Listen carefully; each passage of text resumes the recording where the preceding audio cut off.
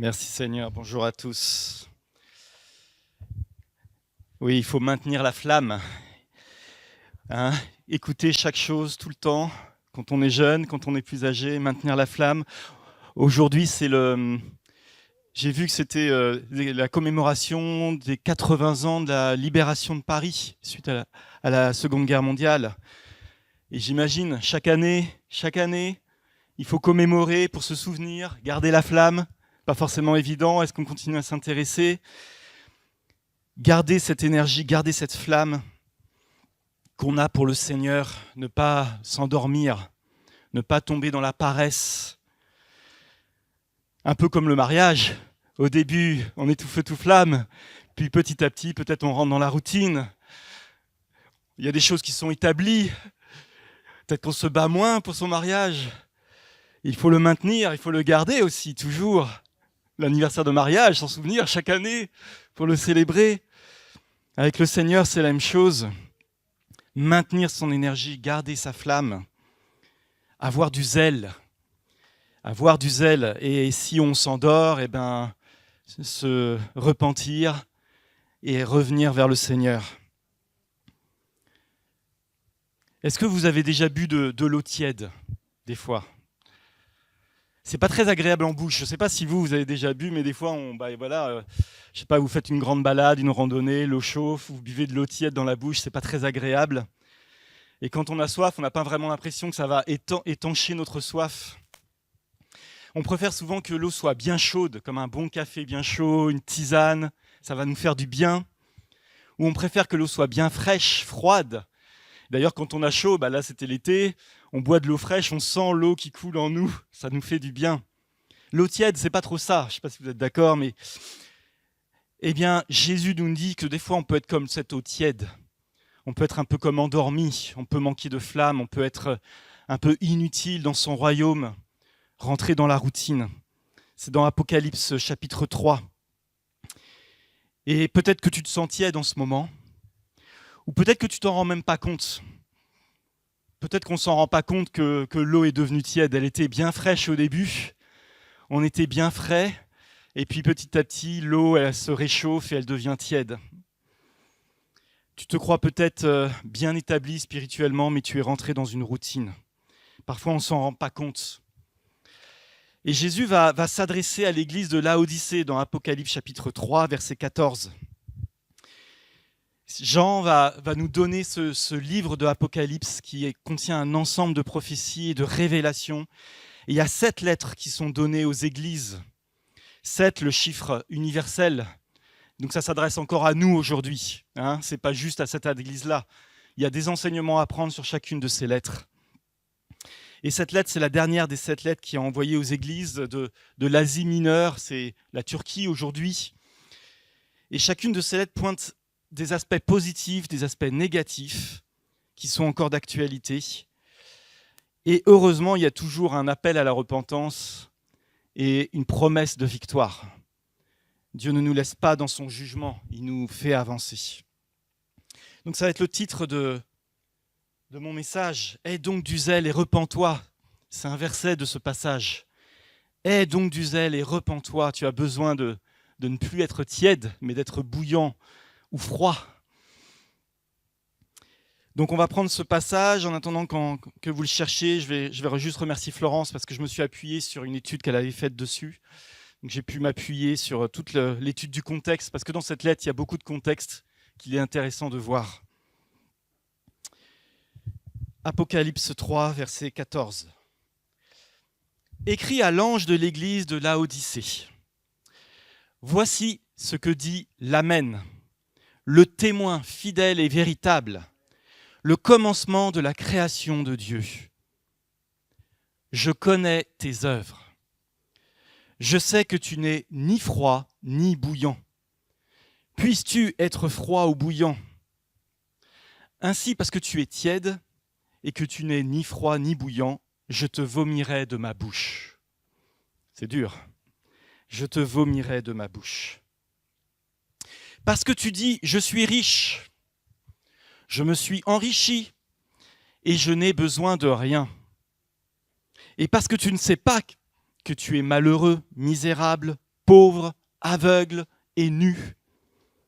Je te conseille d'acheter de moi de l'or éprouvé par le feu, afin que tu deviennes riche, et des vêtements blancs, afin que tu sois vêtu, et que la honte de ta nudité ne paraisse pas, et un collier pour oindre tes yeux, afin que tu vois. Moi, je reprends et je châtie tout ce que j'aime, aie donc du zèle, et repens-toi. Voici, je me tiens à la porte, et je frappe. Si quelqu'un entend ma voix, et ouvre la porte, j'entrerai chez lui, je souperai avec lui, et lui avec moi. Amen.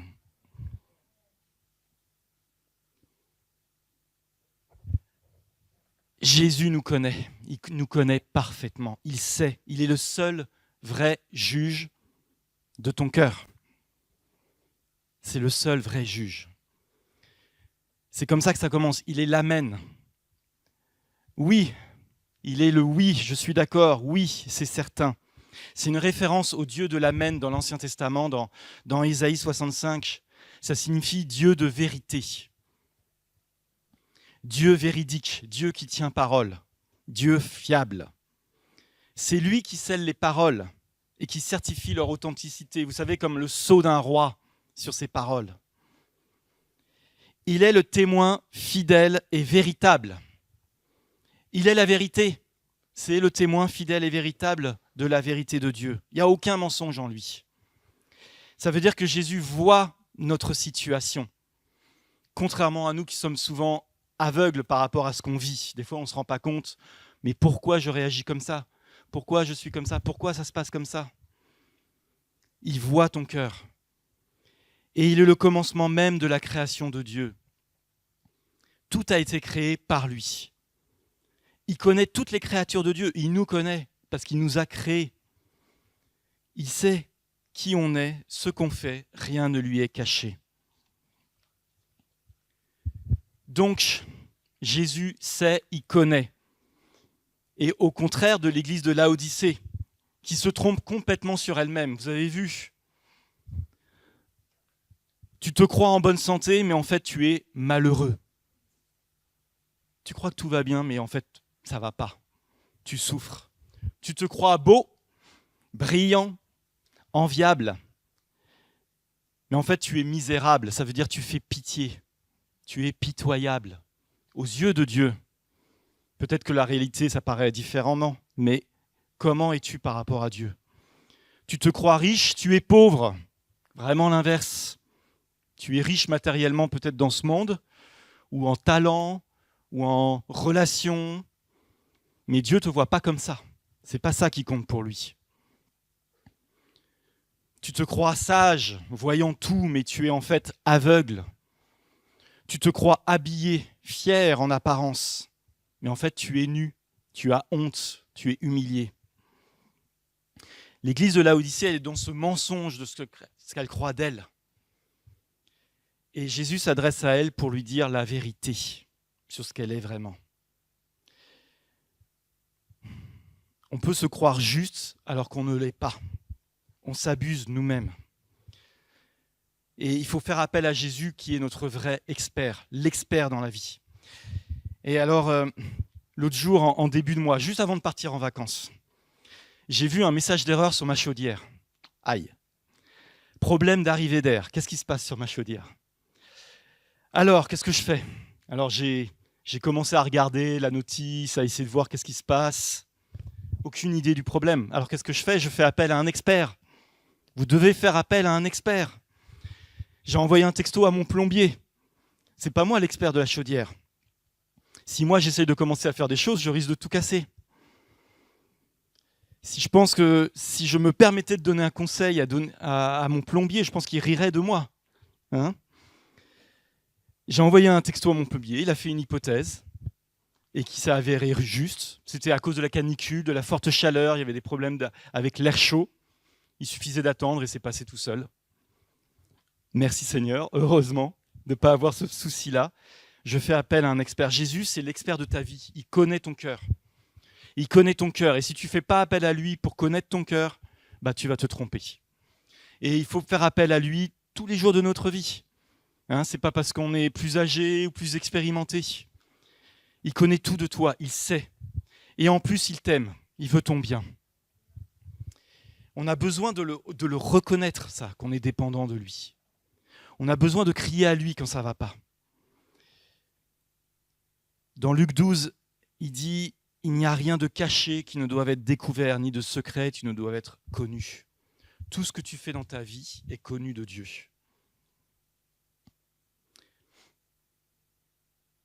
Et ces choses que Jésus connaît peuvent lui amener à vouloir nous remettre en question, à nous faire des reproches.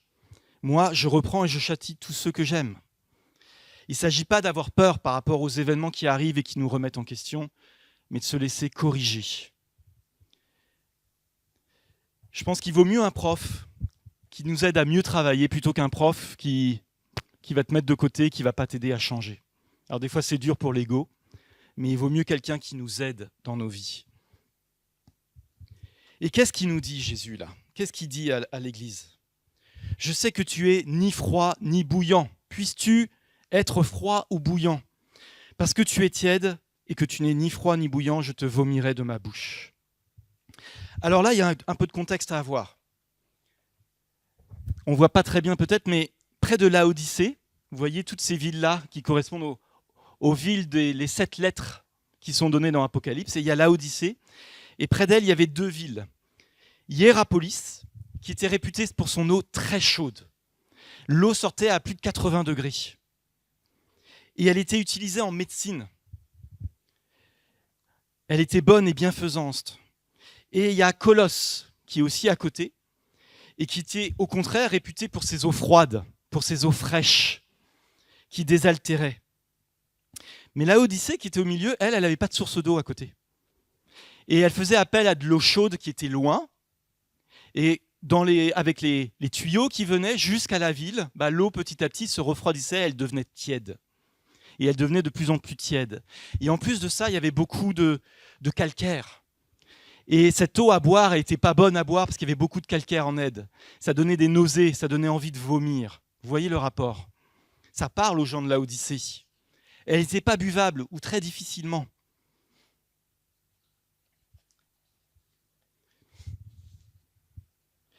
Et cette eau tiède, elle servait à rien par rapport à l'eau chaude et à l'eau froide.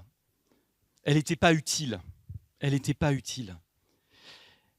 Et ça veut dire que les chrétiens de Laodicée avaient perdu leur zèle. Aie donc du zèle et repens-toi. Ils sont dans une paresse spirituelle. Tout ce qu'on fait, notre attitude, notre cœur, a une certaine température. Et c'est Jésus le thermomètre. C'est pas toi-même le thermomètre, c'est Jésus le thermomètre. Jésus mesure notre température, notre zèle. Je ne sais pas vous, mais des fois quand on est malade, on est un peu dans le déni. Des fois on tarde un peu à aller se guérir. On se dit non, mais ça va aller. Tout va bien, je ne vais pas aller voir le médecin, tout va bien. Ça va passer, il faut que je travaille, il faut que je fasse ci, il faut que je fasse ça, et je laisse passer. Mais on a besoin du thermomètre pour mesurer quel niveau de maladie on a. On peut peut-être être à la bonne santé, on est à 37,6, tout va bien. Peut-être qu'on est un peu malade à 38, peut-être qu'on est très malade à 40. Les petits bébés, vous savez, s'ils font 40, il faut tout de suite s'affoler. Des fois, il faut aller à l'hôpital. S'ils ont moins de 3 mois, c'est très important. C'est important d'avoir un thermomètre, de mesurer où on en est. Et Jésus est notre thermomètre. Tu crois n'avoir besoin de rien, c'est faux. Donc, pose-toi la question. À quelle température es-tu ? Demande à Jésus dans tes prières, quelle température me donnes-tu ? Lis la parole. C'est ton thermomètre, la parole de Dieu. Prie. Demande au Saint-Esprit. Prie en langue, c'est ton thermomètre. Jésus désire des chrétiens bouillants, passionnés, pleins de zèle, qui gardent la passion, comme dans le mariage, qui gardent la passion, que ça ne s'endort pas. Il espère aussi des chrétiens rafraîchissants, frais, remplis de sagesse, de patience, durs avec le péché, mais doux avec le pécheur. Les deux sont bons, les deux sont nécessaires.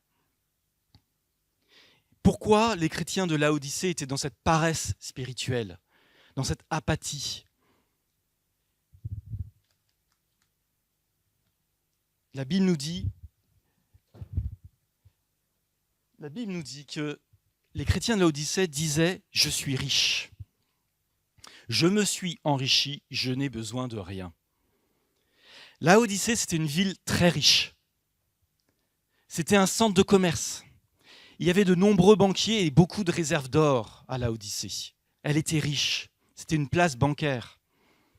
C'était aussi un centre de production de la laine noire, douce, qui se vendait très bien, avec laquelle il y avait des vêtements qui étaient fabriqués. Et Laodicée était réputée pour sa médecine aussi. Et ils avaient de très bons ophtalmos, des ophtalmologistes. Et ils produisaient des collyres pour soigner les yeux. Voyez le rapport, voyez le contexte. Jésus s'adresse à nous avec un bon contexte, mais il faut le connaître. Laodicée était si riche qu'il y a eu un tremblement de terre vers 60 après Jésus-Christ dans cette région. Et la ville s'est reconstruite toute seule. Ils n'ont pas voulu d'aide de Rome. Normalement, dans ces cas-là, Rome, c'est quand même un gouvernement centralisé, et ils aident les villes qui subissent des gros dégâts. Ils peuvent apporter de l'argent, ils peuvent apporter des architectes. Mais la ville, elle n'a pas voulu d'aide de Rome. Elle a mis son orgueil. Moi, je suis capable de me reconstruire tout seul. Je ne dépends pas de Rome. Elle se croit se suffire à elle-même. Donc Jésus rejette cette paresse spirituelle qui vient d'où ? Qui vient de l'orgueil. Qui vient de l'orgueil de se croire autosuffisant. Et peut-être que ça peut venir, nous chrétiens, petit à petit, on se dit, tout va bien dans ma vie, j'ai un bon métier, j'ai une bonne famille, tout va bien, je vais aller à l'église tous les dimanches, je fais ce qu'il faut, mais est-ce que j'ai la flamme ? Est-ce que j'ai gardé la flamme dans mon cœur ? Est-ce que j'ai gardé cette flamme ? Est-ce que je maintiens cette flamme ? Est-ce que je fais attention à ne pas la perdre, cette flamme ? Les chrétiens de Laodicée se sont conformés au monde. Ils ont fait comme les autres habitants qui étaient riches. Ils ont mis leur confiance dans leur propre richesse, dans leur réussite. Je suis devenu riche par mes propres efforts. Ils n'ont pas reconnu que tout vient de Dieu. Ils n'ont pas reconnu qu'on doit tout à Dieu. Et soyons clairs, des fois ça vient, des fois on se dit « Ah, là j'ai bien réussi ça, c'est grâce à mes talents quand même. Hein » Oui, mes talents viennent de Dieu, mais bon, c'est parce que j'ai bien travaillé que j'ai réussi ça. Je suis devenu riche par mes efforts. Merci Seigneur, ce sont des chrétiens. Mais de loin, ils ne sont plus dépendants de Dieu.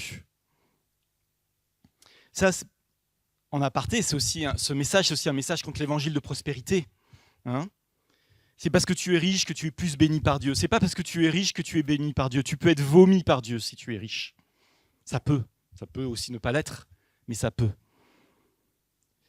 Au contraire, c'est plus dur souvent pour les riches de rester collés à Dieu parce qu'il y a plein de raisons humaines, matérielles de rester collés à lui, de croire que ça vient de lui. Ils sont dans le monde des affaires, les chrétiens de Laodicée. Ils sont dans le compromis, parce que dans le monde des affaires, dans le commerce, il faut plaire à tout le monde. Il ne faut pas être trop radical. Il faut vendre, donc on fait des compromis. Ne pas être radical, être tiède pour que le commerce fonctionne. Dieu n'est plus dans cette église. Ils sont aveuglés. Et le comble, c'est qu'ils pensent être bien. Alors tu as des talents, tant mieux. Mais c'est grâce à ton Créateur. Tu as de l'argent, tant mieux, mais c'est grâce à la faveur divine. Tout ça, ça a pour but de servir le Seigneur. C'est pas que pour que tu sois bien dans tes aises. Il y a un but à tout ça. Tes talents, ce que tu fais, ton travail, ton argent sert Dieu, doit servir Dieu. Sinon, tu n'es pas utile pour le Seigneur, tu ne sers à rien, tu es comme de l'eau tiède. Tu ne sers à rien. Tu n'es ni bouillant, ni froid. Et tu te trompes toi-même en te croyant utile. La créature a besoin de son Créateur, de l'amen, du témoin véritable. Et l'orgueil, ça touche tout le monde. Ça touche tout le monde. Ce n'est pas qu'une question de richesse. Ça peut être aussi, on peut être dans la pauvreté et aussi être orgueilleux. Croire que je n'ai pas besoin de Dieu pour m'aider dans ma situation qui est dure. Ne pas vouloir appeler à l'aide. L'Éternel a donné, l'Éternel a repris, béni soit l'Éternel, quelle que soit la situation. On tombe dans l'aveuglement spirituel à ce moment-là. On croit faire bien. Et ça marche quand on a des fausses visions de Dieu. Quand on a des fausses visions de Dieu. Je me souviens j'avais rencontré quelqu'un lorsqu'on était dans un camp chrétien en Angleterre. Et puis à un moment donné, on décide de partir du centre et d'aller près de la mer, parce que le centre était pas trop loin de la mer, il fallait prendre le train. Donc on décide d'y aller, on va à pied pour aller à la gare, mais on est en retard. Et là, il y a une des personnes qui est avec nous, un gars, il dit « Ah, je vais y aller, je vais courir, je vais la voir ». Et hop, il part en courant pour avoir le train quand même, avoir le temps. Sauf que, en fait, on l'a revu après, il avait tellement d'efforts, mais il est arrivé au dernier moment, donc il n'a pas pris de billet. Il croyait vraiment que... Et il l'a dit, mais si je fais beaucoup d'efforts, je mérite, ça va aller. Et je vais y aller, je ne vais pas prendre de billet, Dieu est avec moi. Mais en fait, arrivé donc à la gare, il prend le train, et arrivé à la gare de destination, évidemment, il y a un contrôle. Il y a des contrôleurs, donc là, il fait tout un truc pour essayer d'éviter les contrôleurs, passer par d'autres chemins. Bon, après, il a reconnu qu'il s'était trompé, il a reconnu que c'était pas ce qu'il fallait faire, et il avait une mauvaise idée de ce qu'il fallait faire. Il faut qu'on apprenne à connaître Dieu pour savoir exactement comment faire les choses. Et c'est Jésus qui nous donne les moyens de nous en sortir. C'est Jésus qui nous donne les bons moyens. Parce qu'avec ses reproches, des fois ça fait mal, hein. Ça fait mal de voir comment on est, de se dire mais je ne suis pas si bien que ça, hein. Ce que je fais, ce n'est pas forcément bien, mais heureusement, Jésus nous donne toujours une solution pour nous en sortir. Aie donc du zèle et repens-toi. Sois passionné et change. Et il est toujours prêt à nous faire grâce. Qu'est-ce qu'il nous dit ? Je te conseille d'acheter de moi de l'or éprouvé par le feu, afin que tu deviennes riche, des vêtements blancs afin que tu sois vêtu, et que la honte de ta nudité ne paraisse pas, et un collier pour oindre tes yeux, afin que tu vois. C'est un conseil. Jésus ne donne pas d'ordre. Il faut dire, c'était plus forcément le roi de l'église de Laodicée.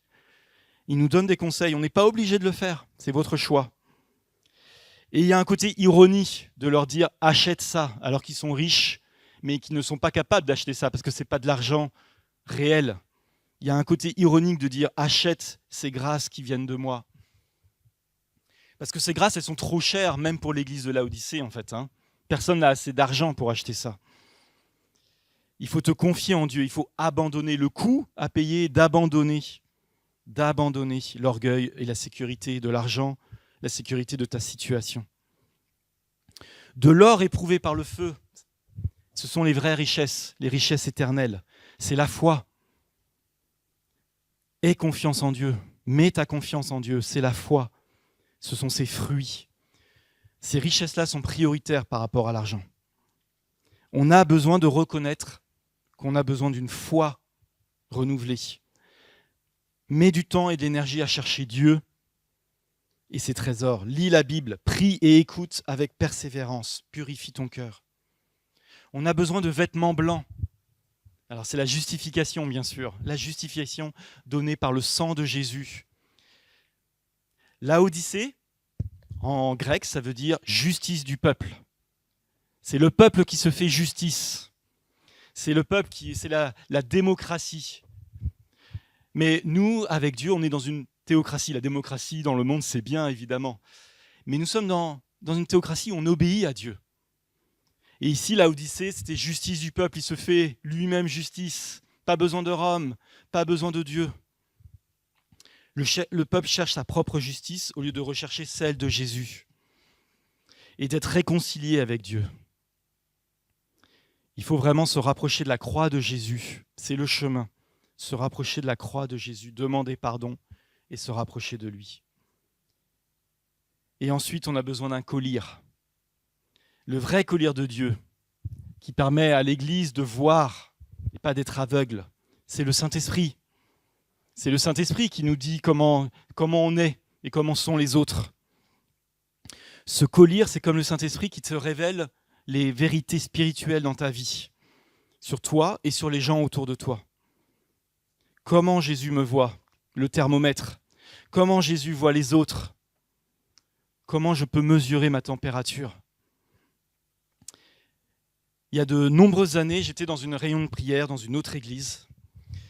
Et il y a une personne en prière qui a reçu une image d'un d'un bassin d'eau, d'un bassin dans lequel plusieurs personnes se baignaient. Il y avait quelqu'un qui se baignait, qui barbotait dedans.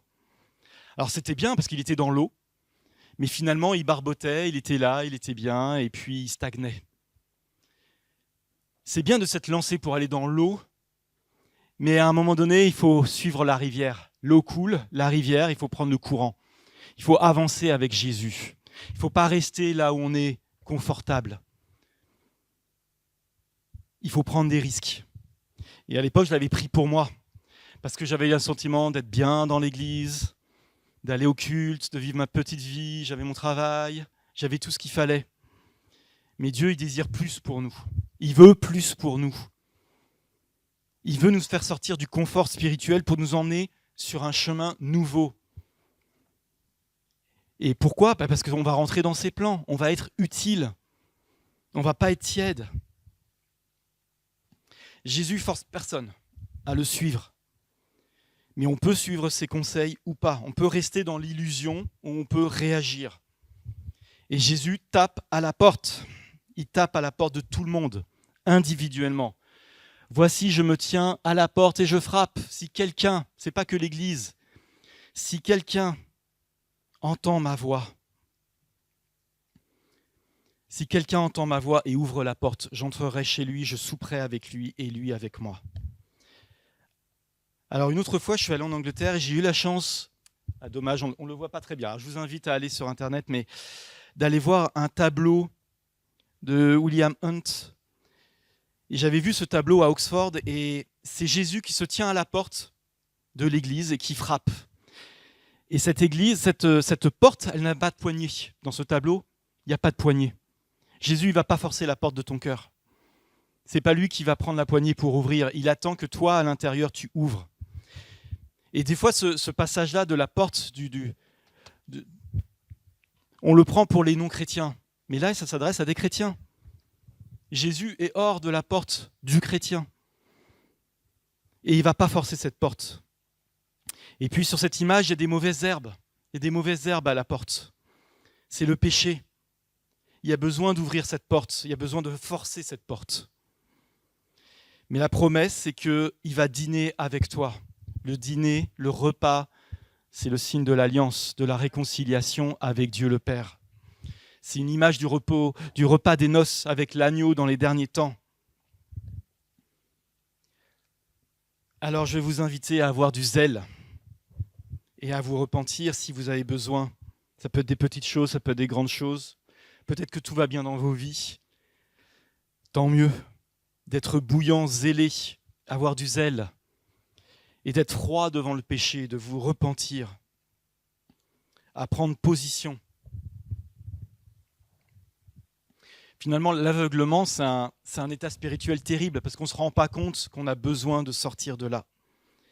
Alors je vais prier maintenant. Je vais vous demander si vous voulez bien, peut-être de fermer vos yeux aussi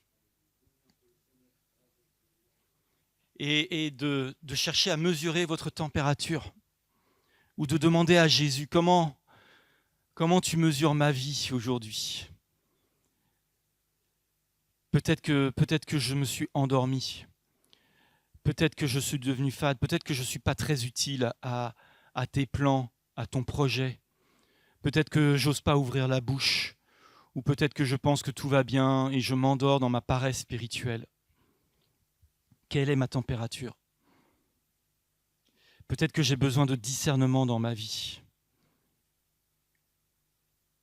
Alors si c'est le cas, je vais vous demander tout simplement juste de lever la main, là on est tous les yeux fermés, de lever la main là où vous êtes, comme un appel, parce que Jésus tape à la porte, un appel que vous avez besoin de renouveau, de frais, de bouillant. Merci Seigneur. Et je vais prier pour vous là maintenant. Seigneur Jésus, on a tous besoin de toi.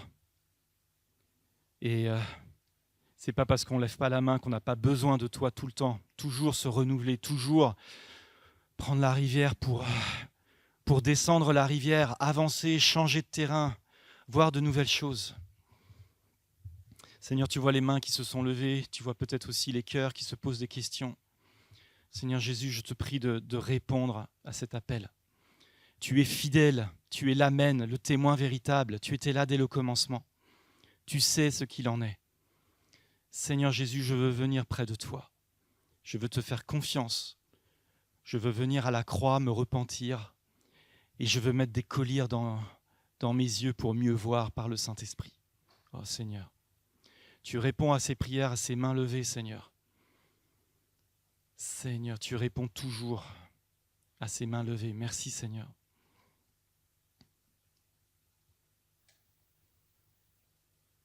Seigneur, change nos cœurs, change nos cœurs, change les situations.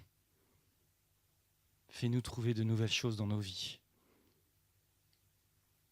Comme Samuel qui était dans le temple et qui écoutait Dieu, et c'était le seul qui le faisait. Il y avait d'autres gens dans le temple. C'était le seul qui a écouté Dieu et qui est devenu prophète dans son pays et qui a fait tellement de choses pour Dieu. Seigneur, ouvre nos yeux, mets ce collier dans nos yeux. Nous avons besoin de toi. Merci Seigneur, merci Seigneur. Amen. Amen. Et je te prie Seigneur de changer nos vies. Amen.